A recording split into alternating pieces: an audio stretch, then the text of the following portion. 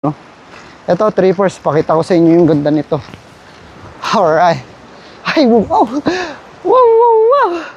Napakaganda mo talaga. Atake River. Wow, tignan nyo.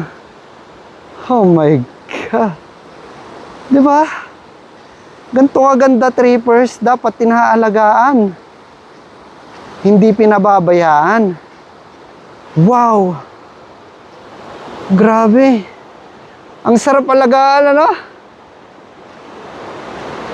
Oh. Tandaan mo na mas masarap pang alagaan ang kalikasan kesa sa mga taong paulit-ulit ka lang sinasaktan.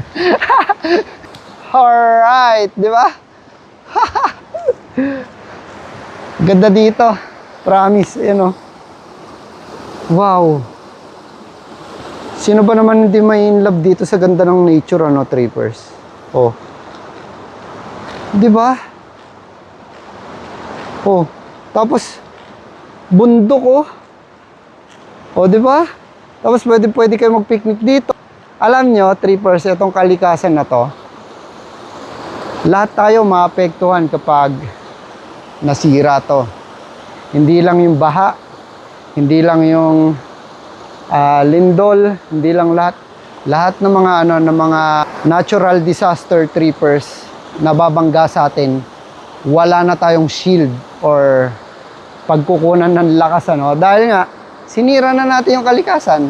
Kaya wala na, 'di ba? Hindi na niya tayo matutulungan kasi sira na siya.